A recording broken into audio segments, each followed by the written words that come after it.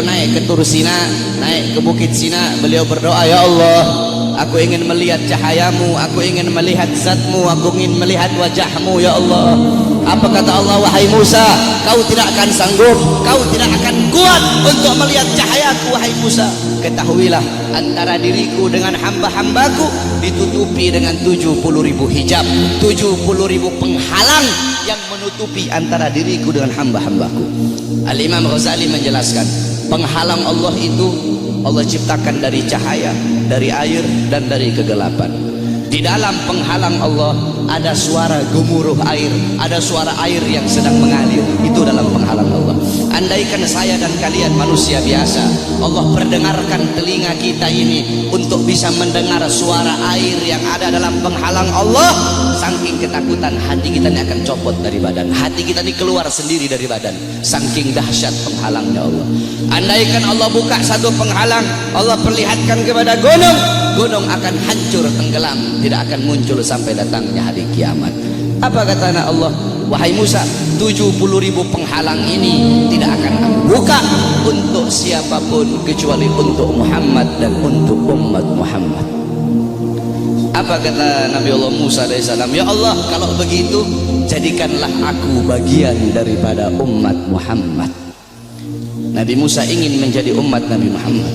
Bahkan diriwayatkan bahwasanya Sayyidina Syekh Abil Hasan Asyadili, pengarang Hizbul Bahar, Hizbun Nasr, pengarang kitab Mafakhirul Aliyah, beliau pernah bermimpi, saudara-saudara. Ketika beliau bermimpi, dalam mimpinya beliau melihat ada Nabi Muhammad dan ada Nabi Musa sedang ngobrol. Nabi Musa bilang sama Rasulullah, wahai Muhammad, aku dengar engkau pernah berkata dalam sabdamu bahwasanya ulama ummati kal anbiya Bani Israel. Ulama dari golongan umatku itu bagaikan golongan nabi-nabi dari kalangan Bani Israel. Apakah betul wahai Muhammad? Apa kata Rasulullah? Ini dalam mimpinya Syekh Abil Hasan Asyadili. Apa kata Rasulullah? Iya betul, ulama umatku itu kepintarannya, kepintarannya itu sama seperti kepintaran nabi-nabi dari kalangan Bani Israel. Kata Nabi Musa, coba seperti apa sih ulama umatmu itu? Aku pengen lihat, coba. Nabi Muhammad memanggil Al-Imam Ghazali di dalam mimpinya Syekh Abil Hasan Asyadili. Imam Ghazali dipanggil oleh Nabi Muhammad. Nabi Muhammad bilang, ini salah satu daripada ulama umatku yang aku banggakan. Akhirnya kata Nabi Musa, siapa namamu?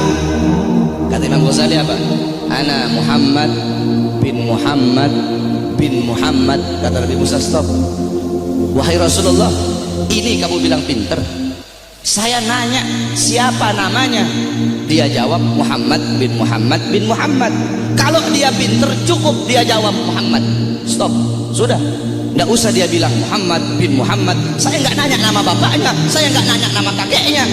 Kalau dia pinter cukup dia jawab Muhammad. Udah, stop. Atau Muhammad Al-Ghazali dalam kitab Tabaqat Syafi'iyah, Al-Imam Ghazali. Ghazali itu adalah nisbat nama tempat kelahiran beliau. Tetapi ada juga ulama yang mengatakan Ghazali itu nisbat kepada pekerjaan keluarga beliau, yaitu tukang tenun, tukang sol. Nah, kata Nabi Musa, kalau kamu pinter cukup kamu jawab Muhammad, nggak usah kamu bilang Muhammad bin Muhammad bin Muhammad, kepanjangan. Apa kata Nabi Musa? Apa kata Imam Ghazali? Ya Rasulullah, izinkan aku untuk menjawab ya Rasulullah. Diizinkan oleh Rasul, dijawab oleh Imam Ghazali. Wahai Musa kalimullah, dulu Allah pernah nanya, wahai Musa, apa yang ada di tanganmu? Engkau bilang, ya Allah, ini tongkat. Tongkat ini untuk menyandar, untuk bersandar. Tongkat ini untuk memukul. Harusnya kalau kau pinter cukup kau jawab, ini tongkat. Tidak usah kau jawab tongkat ini untuk ini, untuk ini, untuk ini. Karena Allah nanya apa yang ada di tanganmu. Allah tidak tanya untuk apa itu. Apa kata Nabi Musa? Karena aku ingin bercakap-cakap lama dengan Allah. Aku ingin punya waktu yang panjang dengan Allah untuk mengambil berkah.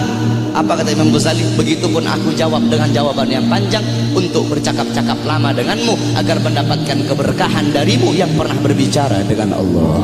Baru diakui oleh Nabi Musa kepintaran ulama daripada umatnya Nabi Muhammad SAW.